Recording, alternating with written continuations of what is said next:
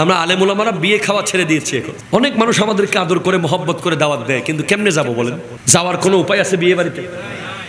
Cameraman একটা ডান দিকে, একটা বাম দিকে, একটা সামনে, একটা পিছনে, একটা কোনায়, একটা কাঞ্চায়, কোন দিক থেকে মারে দিচ্ছে। এরপরে আবার দেখবেন বিভিন্ন কমিউনিটি সেন্টারের আশপাশ দিয়ে যখন আপনি রাত্রে যাবেন ঠুস ঠাস ফোটাচ্ছে। এরপর আবার দেখবেন বউ আর জামাই রাস্তার মাঝখানে দাঁড়ানো, শত শত গাড়ি জামে। কিরে কি চলতেছে? কয় ফ্লাইওভার শট। স্বামী স্ত্রী ফ্লাইওভার নিয়ে ছবি তুলবে। High high high high. সবচেয়ে দুঃখ সেই জায়গায় যে এগুলোকে হালাল মনে করতেছে, এগুলো কোনো গুনাহই না। যদি আপনি বলেন, আপনাকে বলবে যে বিয়াক গুনাহ করেন তো, ফতোয়ায়ে বিয়াক গুনাহ করেন তো। ফতোয়ায়ে কি? বিয়াক গুনাহ করেন তো। ফতোয়ার কিতাবের নাম হচ্ছে বিয়াক গুনাহ করেন। এখন প্রত্যেক ঘরে ঘরে চলে দেখি। কয় সোর্স কি? কয় সালাই দে। এই কয়দিন আগে কি লজ্জার ব্যাপার দেখেন, একটা ছেলে, নিষ্পাপ একটা ছেলে, তার মাকে সে খুন করেই নাই, অথচ আমরা বিভিন্ন সোর্স, মূল্যবান সোর্স থেকে জানলাম সন্তান মাকে খুন করেছে। পরে এখন আবার জানলাম ঘরের ভাড়াটিয়া নাকি খুন করেছে। এখন কোরআন বলছে ইয়া আইয়ুহাল্লাযিনা আমানু ইন জাআকুম ফাসিকুম বিনাবাইন ফাতাবায়ানু। হে ঈমানদারেরা, যখন তোমাদের কাছে কোনো ফাসেক, কোনো সংবাদ নিয়ে আসবে, সেটাকে তুমি ভালো করে জাস্টিফাই করো, যাচাই বাছাই করো, তারপর বিশ্বাস করো। এখন আমরা গুরুত্বপূর্ণ ইলেকট্রনিক মিডিয়াকেও বিশ্বাস করতে পারতেছি না, কারণ 10 মিনিট পর পর ঘুরে যাচ্ছে। লাস্টে একজন লিখতেছে সোর্স কি? কয় সালাই দে। এখন সালাই দে সোর্স থেকে সব চলতেছে। আর ফতোয়ার কিতাব কি? সবাই করে, ঠিক কিনা বলেন না?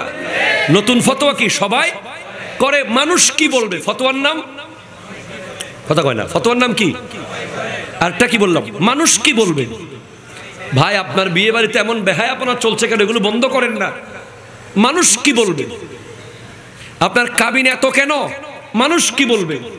বৈরাতি এত কম কেন, বেশি কেন? মানুষ কি বলবে? চিংড়ি মাছ কই? মানুষ কি বলবে? এই মানুষ কি বলবে বলতে বলতে আল্লাহ কি বলবে সেটা ভুলে গেছি, ঠিক কিনা কথা বলেন? আমরা মানুষের খুশি, মানুষের খুশি, মানুষের খুশি। মাহফিলে বিরিয়ানি কম হইছে, মানুষ কি বলবে? প্যান্ডেল একটু শর্ট হইছে, মানুষ কি বলবে? হুজুর ওইটা কেন আনছো, মানুষ কি বলবে? না, আপনি ইখলাস নিয়ে করেন। মানুষ কি বলবে দেখিয়েন না, আল্লাহ কি বলবে দেখেন। আল্লাহ বুঝার তৌফিক দান করুক। নামাজ কায়েম করো, যাকাত আদায় করো। শুধু নামাজ পড়বেন, যাকাত দিবেন না, আল্লাহ কবুল করবে না, পরিপূর্ণ কবুল হবে না। শুধু যাকাত দিবেন, নামাজ পড়বেন না, এটাও আল্লাহর দরবারে অ্যাপ্রোপ্রিয়েট, গ্র্যান্টেড হবে না। 3 আনিশকুরলি ওয়ালি ওয়ালিদাইকা। বাবা মার শুকরিয়া করো। প্রথমে আল্লাহর শুকরিয়া করো, তারপর আব্বা আম্মার শুকরিয়া করো। শুধু বলতেছেন আল্লাহ আমার আমেরিকা পাঠাইছে, আল্লাহ আমার লন্ডন পাঠাইছে, আল্লাহ আমার দিছে, নিজের আব্বা আম্মার কোনো গ্র্যাটফুলনেস আপনার কাছে নাই। আল্লাহ এইটার উপরে রাজি হবেন না। আপনি আল্লাহর প্রশংসাও করবেন, আল্লাহর শুকরিয়াও করবেন, বাবা এবং মায়ের শুকরিয়াও করবেন। তাহলে কয়টা জোড়া? 3টা। আল্লাহ রাসূলের আনুগত্য, নামাজ এবং যাকাত, আল্লাহ এবং বাবা মা। সুবহানাল্লাহ পড়েন। আমার আজকের বিষয় হলো হালাল রুজি, নারীদের পর্দা। আল্লাহ পাক এই বিষয়ের উপর আমাকে অত্যন্ত শুদ্ধভাবে আমার প্রাণপ্রিয় মুর্শিদ করিম আওলাদ রসুল আল্লামা সৈয়দ মোহাম্মদ তাহের শাহ সাহেব কিবলা মুদ্দা জিল্লুহুল আলীর দোয়ার নজরে, হযরতে মোহসেন আউলিয়ার দোয়ায়, হযরতে 6 পীর আউলিয়ার দোয়ায়, হযরতে 4 পীর আউলিয়ার দোয়ায় আল্লাহ আমাকে কালিমাতুল হক তথা সত্য কথাগুলো শুদ্ধভাবে বলার তৌফিক দান করুক। আরো জোরে বলেন না। দেখুন, ফার্স্ট অফ অল আপনি যদি আমাকে প্রশ্ন করেন এ বিশ্বের মুসলমানরা কেন অবৈধ ইনকাম করে, কেন অবৈধ ইনকাম? প্রশ্ন নম্বর 1। অন্য যারা ইসলামের বাইরে তাদের বিষয়ে আমরা কথা বলবো না, কারণ তাদের ঈমান আগে, বাকিগুলো হিসেব পরে। একজন মুসলিম কেমনে, কিভাবে সে অবৈধ ইনকাম করতে পারে, কি কারণে সে সুদ খায়, কি কারণে সে ঘুষ খায়, একজন মুসলিম নারী কিভাবে বেপরদা হয়, এই প্রশ্নগুলো যদি আপনি আমাকে করেন,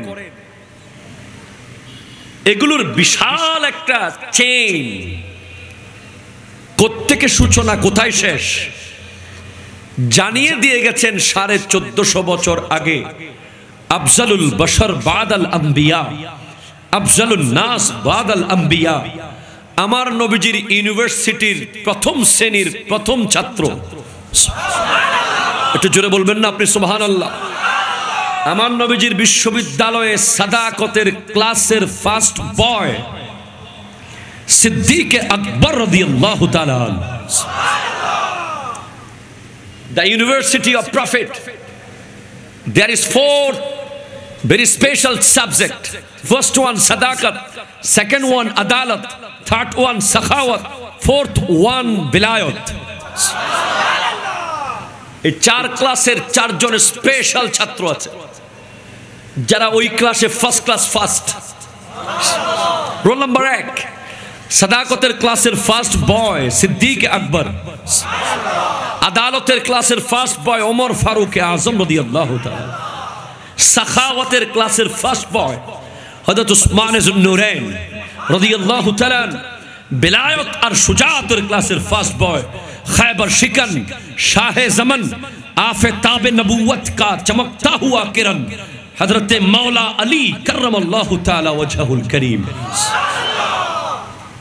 আবার 4 জনের কাছে 4টা আছে। ক্লাসে অঙ্ক যে পারে রোল নম্বর 1 2 3 4 সবাই পারে, ইংরেজি যে পারে রোল নম্বর 1 2 3 4 4 জন পারে, কিন্তু একজন একটু স্পেশাল থাকে। সবাই সিদ্দিক, সবাই আদেল, সবাই সখী, সবাই ওলি। আপনি সিদ্দিক আকবরের প্রজ্ঞা, আমি এই হাদিস পড়ার পরে আয় হায় হায়, আমার নবীজির যে স্পেশালিটি ছিল জাওয়ামিউল কালিম। আমার নবীজিকে আল্লাহ যেই গুণাবলীগুলো দিয়েছিল অন্য নবীদের উপরে, তার মধ্যে একটা হলো জাওয়ামিউল কালিম, মানে এক সাগর কথাকে আমার নবী এক লাইনে বলতে পারতেন। যে কথা আমার আর আপনার বলতে হলে 1 বছর সময় লাগবে বলতে বলতে, ওই কথা আমার নবী এক শব্দে বলে দিতেন। একটু আগেই বলেছি সোহবত, সোহবতের কারণে আসহবতু মুতাআসসিরাতুন, সোহবতের কারণে মানুষের মধ্যে পরিবর্তন আসে। ওনার সোহবত যদি ব্যাংকারের সাথে হইতো, ওনার সোহবত যদি প্রফেসরের সাথে হইতো, ওনার সোহবত যদি ব্যারিস্টারের সাথে হইতো, তাহলে ডিফারেন্ট কিছু দেখতেন।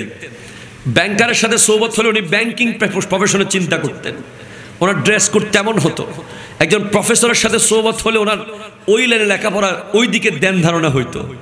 একজন ব্যবসায়ীর সাথে সোহবত হইলে ওনার আপাদে মস্তক দেখলে বোঝা যেত।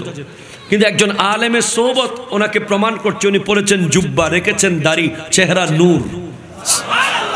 তো আমার নবীর সবচেয়ে বেশি সোহবত যিনি পেয়েছেন, যিনি চাইলে নবীজির কাছ থেকে 1 লক্ষ হাদিস কমসে কম বয়ান করতে পারতেন, তিনি হলেন সিদ্দিক আকবর রাদিয়াল্লাহু তাআলা।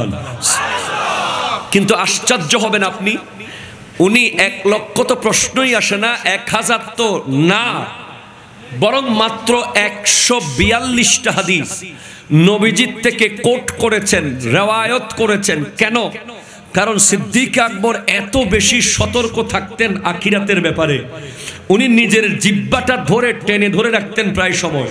উনি জিহ্বা ধরে রাখার সময় মনে হতো জিহ্বা বোধহয় খুলে ছিঁড়ে ফেলবেন। এখন একবার ওমর ফারুকে আজম বলেন, কি করছেন আপনি, জিহ্বা কি ছিঁড়ে ফেলবেন নাকি? বলেন না, আমি জিহ্বা ধরে রেখেছি যেন আমার জিহ্বা দিয়ে এমন একটা শব্দ বের না হয় যেই শব্দ বের হলে আল্লাহ নারাজ হয়ে যাবে, এজন্য যাতে কথা বলতে না পারি তাই আমি জিহ্বা টেনে ধরে রাখি।